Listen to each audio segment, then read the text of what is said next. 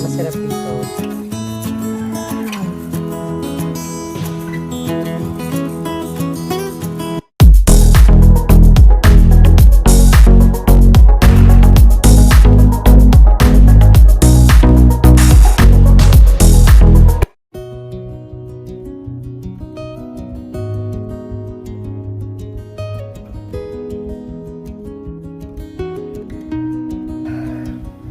Magandang araw sa inyo mga kapromdi, nandito naman ulit ako at excited po akong ipakita sa inyo ang bago kong gawa na garden na napakasarap pahingahan. Ginawa ko ito para sa aking nanay para mayroon siyang tinatambayan kasi medyo talagang matanda na siya at mahina na siya. Gusto niya palaging gumagala-gala. Sabi ko na huwag mo nang gumala kasi bawal nga gumagala. Dahil alam naman natin na pandemic ngayon at siyempre pinagbabawal lalo't ayaw niya pang magpabaksin dahil hindi niya na raw kaya dahil mahina na siya. So baka hindi niya kayanin yung side effect. So sabi ko gagawa na lang ako ng garden para may tambayan si nanay dito sa aking likod ng kubo. At ito nga mga kapromdi, napakaganda at napaka-cute niya. Siguradong magugustuhan nyo. At siyempre excited po akong ipakita sa inyo kung ano po yung ginawa ko. Yung mga halaman lang na mga nakapaligid dito ay very ordinary. So kung ano lang yung nakikita dito sa aking bakuran, yun din yung mga halaman na nilagay ko doon. Kasi wala naman akong ibang source ng halaman na magaganda at mga mamahalin. Kaya kung ano yung nandito sa bakuran ko, yun din yung halaman doon sa aking bagong garden. At ayun nga, at nagawa ko na at tapos na. Siguradong magugustuhan nyo at excited akong pakita sa inyo. Sana magustuhan nyo kapromdi. At ito na.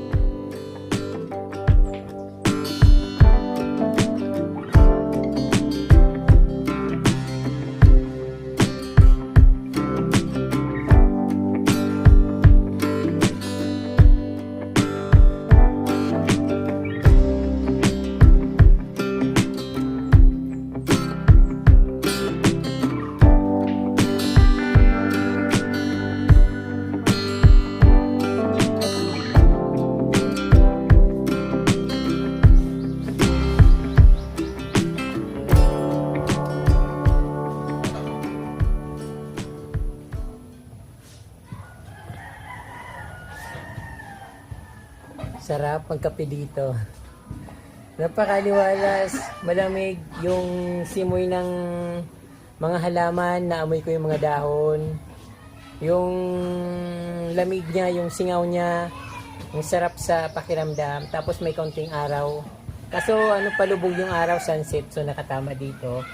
But may mga tanim akong mga dyan, may mga puno akong tanim, anahaw. So pag lumakis siya, sigurado tataas. Magkakaroon ng dito, anino. Parang magiging mawawala yung init, magiging madilim ng konti. So napaka-perfect ng lugar na ito. Kaya lang kapag umuulan, yung tubig galing doon, dito dumadaan. Kaya hindi ko siya nilagyan ng dyan, pabilog lang ito para kung may dadaan man na tubig, diretso lang. So hindi ma-stuck dito. Saka tinasan ko na yung lupa dito. Kaya pag may dadaan na tubig, kumbaga galing doon sa bandang kubo ko, medyo dadaan lang talaga. Papunta doon sa ilog. So, ngayon, masarap dito.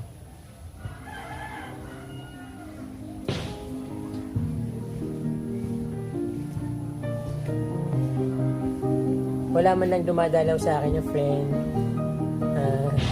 Kasi wala naman akong friend dito. Mga kaibigan ko nasa Manila. Wala akong kilala dito kahit dito sa aming barangay. Wala akong mga friend dito. Mayroon naman diyang parang pakilala lang. Kumusta? Parang ganun lang. Kailan ka pa dumating? Ayun. Pero yung mga talaga yung mga kachikahan ko, nandun sa Manila. Siyempre yung mga tutang dila. So nakakamiss din kasi parang siguro lahat naman tayo parang naging alone. Kahit yung mga magkakaibigan na matagal na nagkukluso, hindi na nagkikita-kita.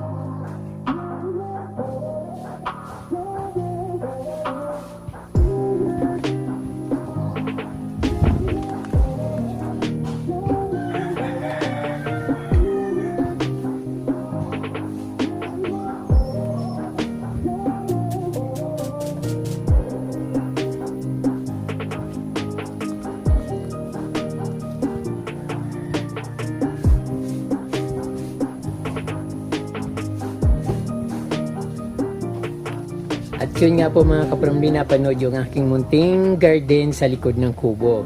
So mag-shoutout po muna ako kapramli, konti lang naman po ito. Shoutout po kay Liberty de Guzman of Herona Tarlac, Asbeti Daria, Yoli Early.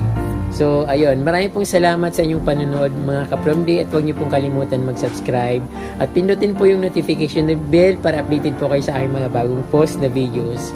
Maraming pong salamat at Diyos mabalos.